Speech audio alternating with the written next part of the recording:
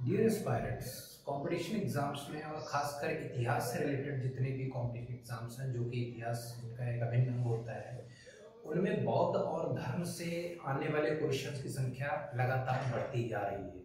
जिसमें कि उदाहरण के तौर पर जैन संगीतियों का, बौद्ध संगीतियों का आयोजन, किसके शासनकाल में कौन था, किसके कौन तीर्थंकर हैं, 22वें 30वें 4। तो इस प्रकार से बहुत सारे क्वेश्चन बनकर आते हैं। तो आज हम इस वीडियो में, जो कि हमारा काफ़ी लंबा वीडियो होने वाला है, इसलिए मैंने इस वीडियो को 2 पार्ट्स में डिवाइड किया है। आज के इस वीडियो में मैंने जैन धर्म को कवर करने की कोशिश की है और कुछ ऐसे टॉपिक्स हैं जो कि एग्जाम में आते ही आते हैं। मैंने पूरा जैन धर्म कवर नहीं किया है। और जो हमारा सेकंड पार्ट होने वाला है वो बौद्ध धर्म से रिलेटेड होगा। उसमें भी मैं काफ़ी इंपॉर्टेंट टॉपिक्स को कवर करूंगा, क्योंकि बौद्ध धर्म काफ़ी बड़ा है और जैन धर्म काफ़ी बड़ा है।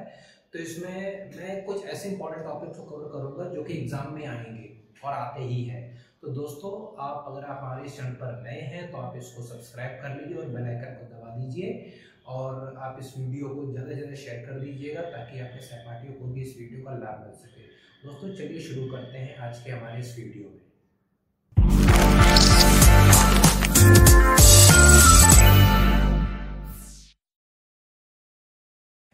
फ्रेंड्स, जब भी बौद्धिज्म और जैनिज्म अर्थात बौद्ध धर्म या जैन धर्म की बात आती है तो हमारे मन में सबसे पहले प्रश्न ये आता है कि हमारे हिंदू मैथोलॉजी में और हमारे हिंदू जो स्क्रिप्चर्स हैं और जो धीमे धीमे धर्म आगे आए हैं उनमें एक सबसे पुराना धर्म कौन सा है और धीमे धीमे उनका क्रम बढ़ता हुआ कौन सा है। तो हिंदू धर्म की जब हम बात करते हैं तो हिंदू धर्म को काफी पुराना धर्म माना गया है। लेकिन जब बात इन दो धर्मों की आती है कि बुद्धिज्म और जैनिज्म में कौन सा पुराना धर्म है, तो ध्यान रखिएगा, मैंने टाइमलाइन के जरिए आपको बताने की कोशिश की है कि जो रेफरेंस पॉइंट होता है जीसस क्राइस्ट का 0 to 1st ईयर माना जाता है और उसके आगे का जो समय होता है ईस्वी, जो कि हमारा 2020 ईस्वी आज चल रहा है। अर्थात जीसस क्राइस्ट के जन्म से 2020 साल आगे हम लोग आज हैं। इससे अगर पीछे जाएंगे तो हम 2020 साल पीछे यहाँ पर आ गए और इससे जो पीछे का काल होगा उसको हम लोग बोलते हैं ईसा से भी पहले का काल, अर्थात ईसा पूर्व या बीसी। इसको बिफोर कॉमन एरा भी बोलते हैं, बीसीई भी बोला जाता है।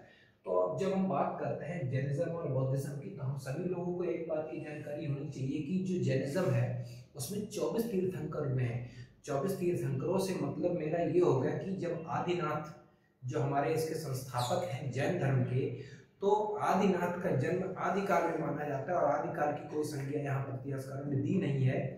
तो अगर हम देख लें महावीर स्वामी का जन्म कब हुआ, जिसको रियल फाउंडर माना जा रहा है, महावीर स्वामी का जन्म 599 बीसी में हुआ, यानी कि ईसा से भी 599 अर्थात लगभग 600 साल पहले इनका जन्म हुआ था महावीर स्वामी का। और महावीर स्वामी से पहले के जो तीर्थंकर थे उनका नाम था पार्श्वनाथ, और उस पार्श्वनाथ का जन्म 872 बीसी में हुआ था। तो जो कि 600 से 800 काफी साल पुराना पीछे चला गया। और पार्श्वनाथ ये हमारे 23वें तीर्थंकर थे। इनसे भी पहले के तीर्थंकर थे जो 22nd तीर्थंकर, उनका नाम था अरिष्टनेमी। तो आप समझ सकते हैं 800 से और पहले कितना गए होंगे और उससे कितना पहले चले जाएं कि 24वें जो हमारे फर्स्ट तीर्थंकर रहे होंगे आदिनाथ, जिनको वृषभदेव या ऋषभदेव भी कहा जाता है, जिनको कभी कभी आदि ब्रह्म भी बोलते हैं, जो जैन धर्म के मतानुयायी हैं। तो आदि ब्रह्म या प्रजापति की संज्ञा देने के लिए हमारे पास इतिहास में कुछ पूरे प्रमाण नहीं मिलते हैं। इसीलिए 1 से लेकर जो 22 तक की संज्ञा है उनका इतिहासकारों ने काफी मतभेद है कि इनकी कुछ संदिग्ध अवस्था बताई गई कि शायद ये ना रहे हो या रहे भी हो, तो हमें इसकी जानकारी नहीं होती है। तो जैन तीर्थंकर जो हुए हैं 24 हुए हैं, जिनमें की आखिरी के जो 2 हैं उनका इतिहास में प्रमाण मिलता है, जो कि 24वें हुए हमारे महावीर स्वामी और उनसे पहले पार्श्वनाथ। अरिष्टनेमी का ऋग्वेद में कहीं पर नाम आता है, तो इसकी भी कुछ प्रामाणिकता है, लेकिन इससे पहले तो कोई भी प्रामाणिक नहीं है। तो आप समझ सकते हैं कि जैन धर्म जो कि महावीर स्वामी का जन्म ही 599 बीसी में हुआ था और उससे बहुत पहले का जन्म हुआ है। तो इसका जो संस्थापक कहे गए हैं उसका संस्थापक का नाम है आदिनाथ। तो आदिनाथ कई हजारों सालों पहले का इनका जन्म रहा होगा। तो अगर इतिहास की माने तो जैन धर्म काफी पुराना धर्म है, जो कि हिंदू सनातन धर्म के ही समकालीन माना जाता है। तो जैन धर्म के बाद जब भगवान जो जो बुद्ध धर्म है, बुद्ध धर्म की जो स्थापना की थी वो भगवान बुद्ध ने, सिद्धार्थ गौतम ने की थी, जिनका जन्म ही 563 यानी कि महावीर स्वामी के काफी बाद बुद्ध का जन्म हुआ था। और जब महावीर स्वामी का जन्म हुआ था तब जैन धर्म काफी फल फूल रहा था और काफी फल फूल चुका भी था। तो आप समझ सकते हैं जैन धर्म का प्रवर्तन बहुत पहले हो चुका था, बौद्ध धर्म काफी बाद में आया, 599 से 563 यानी कि बहुत ही ज्यादा बाद में आया है। और आप सोच सकते हैं जब महावीर स्वामी का जन्म 599 में हुआ और इनकी मृत्यु 527 ईसा पूर्व में हो गई, और बुद्ध का जन्म 563 में हुआ और इनकी मृत्यु 483 ईसा पूर्व में हुई, अर्थात बुद्ध की जो टाइम लाइन है वो काफी हद तक जीसस क्राइस्ट की तरफ शिफ्ट है, और ये जैन धर्म की टाइम काफी हद तक बिफोर क्राइस्ट की तरफ जाती है। तो आप लोगों को यहाँ पर पूरी तरह से प्रमाणित हो जाना चाहिए, पूरी तरह से संतुष्ट हो जाना चाहिए कि जैन धर्म बुद्ध धर्म से बहुत पुराना है, बहुत पुराना है। तो आप इस चीज पे बिल्कुल भी कंफ्यूज मत होइएगा। अब जब बात करते हैं जैन धर्म में कितने तीर्थंकर हुए, बहुत ज्यादा क्वेश्चन आया हुआ है। 24 तीर्थंकर हुए हैं जैन धर्म में, जिसमें इसके संस्थापक कौन है, आदिनाथ। इनके और भी कई नाम मैंने अभी आपको बताया, ऋषभदेव, वृषभदेव, आदि ब्रह्मा, प्रजापति, इस प्रकार के नामों से इनको बुलाया जाता है। और इनकी विकिपीडिया में तो इनकी उम्र को कई मिलियन ईयर्स पहले ही बताया गया, क्योंकि अगर हम इस चीज को मान लेते हैं कि ये वही आदि ब्रह्मा है जिनको हमारे हिंदू सनातन धर्म में भी माना जाता है, तो शायद इनकी जन्म का कोई प्रमाण है। इनको आदिनाथ इसीलिए कहा जाता है क्योंकि ये आदिकाल से है, जिसका कोई भी जन्म ना हुआ हो। तो हम इसको इस चीज से भी देख सकते हैं। जो बीच के जो 21 जो रह गए हैं वो मैं अभी आपको उधर लिस्ट में बता रहा हूँ, तो पूरी लिस्ट दे दूंगा, आप उस चीज को स्क्रीनशॉट ले लीजिएगा। 23rd पार्श्वनाथ, इनका भी ऋग्वेद में इनका वर्णन मिलता है, इसलिए हम लोग को पता चलता है कि पार्श्वनाथ नाम के जो 23वें तीर्थंकर है। दोस्तों बहुत आता है क्वेश्चन में, देखिए 24वां तीर्थंकर तो हमें पता होता है कि लास्ट है महावीर स्वामी, लेकिन उससे पहले का कंपटीशन और ज्यादा कंपटीशन बढ़ाने के लिए क्वेश्चन पूछ दिया था कि 24 से पहले 23वें तीर्थंकर कौन है, तो पार्श्वनाथ। लोगों की जबान पर रट चुका है। और कई बार तो क्वेश्चन 22वें को भी पूछ दिया गया है, क्योंकि 22वें भी इतिहासकारों में कहीं के प्रमाण मिल चुके हैं, इसलिए 22वें का भी बताया गया। तो क्वेश्चन ये आता है कि 22वें तीर्थंकर कौन है, तो आप अरिष्टनेमी का नाम याद रखेंगे। अरिष्टनेमी का जन्म 872 BC में हुआ था। दोस्तों भूलने वाली बिल्कुल भी बात नहीं है। महावीर स्वामी जब तीर्थंकर थे तो उनके बारे में, उनकी जीवनी के बारे में कुछ सवाल आते हैं, प्रश्न पूछ जाता है कि इनका जन्म कब हुआ था, इनका जन्म कब और कहाँ, मैंने कहाँ की जानकारी आपको 599 कब की जानकारी 599 BC में दे दी है। और इनका जन्म कुंडग्राम, वैशाली जिला यानी कि बिहार में पड़ता है, तो कुंडग्राम में इनका जन्म हुआ था। और इनको ज्ञान की प्राप्ति जृंबिग्राम साल वृक्ष के नीचे इनको ज्ञान की प्राप्ति हुई थी।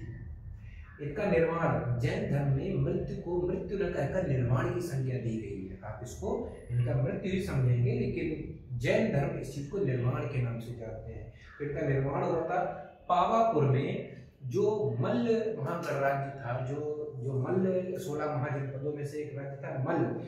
तो वहां के राजा यानी कि मल्ल के राजा सुतपाल के यहाँ पर इनकी मृत्यु हुई थी, जो मृत्यु का काल है 527 BC में यहाँ पर क्लियरली डिनोट किया गया है।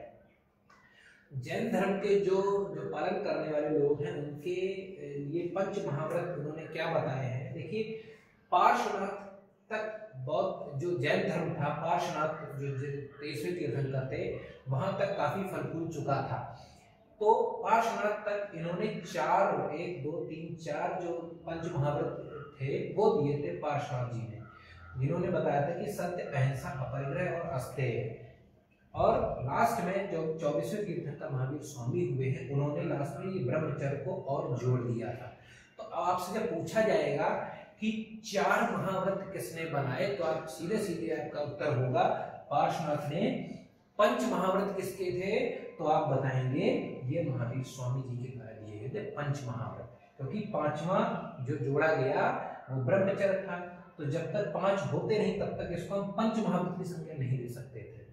तो दोस्तों होते क्या है, ये सत्य आप सभी लोगों को पता है, सत्य बोलना चाहिए, किसी पर हिंसा नहीं करनी चाहिए, अपरिग्रह, अपनी संपत्ति नहीं जोड़नी चाहिए, आपको किसी संपत्ति को इकट्ठा करके नहीं रखना चाहिए, ठीक है ना। तो अपरिग्रह, आप पूरे ग्रह और ये जितना भी साम्राज्य आप उसको परि कर दिए, त्याग दीजिए, यानी कि ये किसी चीज की आपको एकत्र नहीं करना है।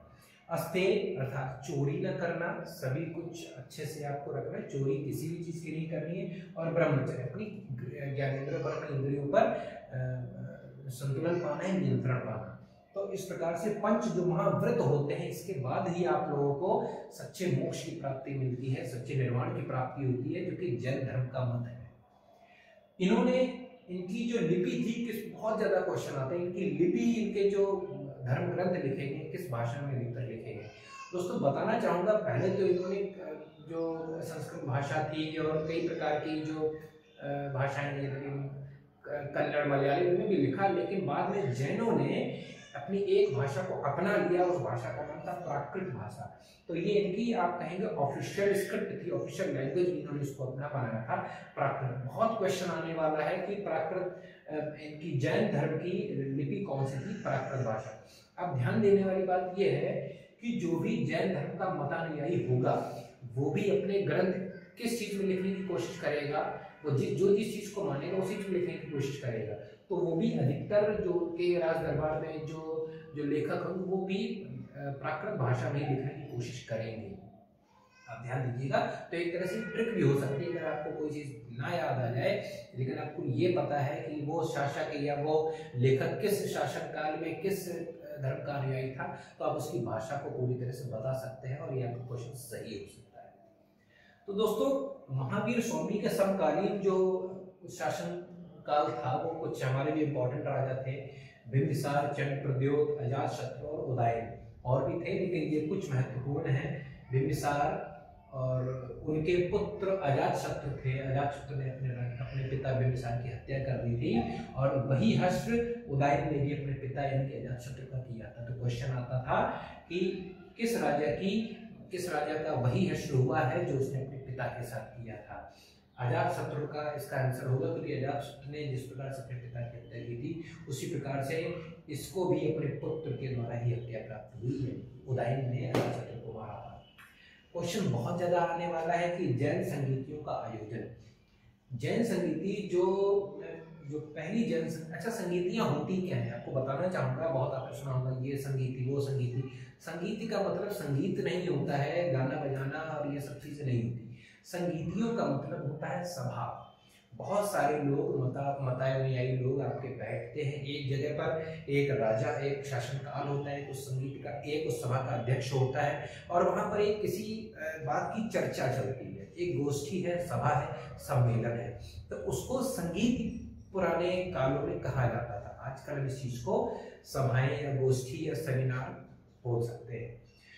तो किसी न किसी चीज को लेकर, किसी प्रकरण को लेकर संगीतियां होती है।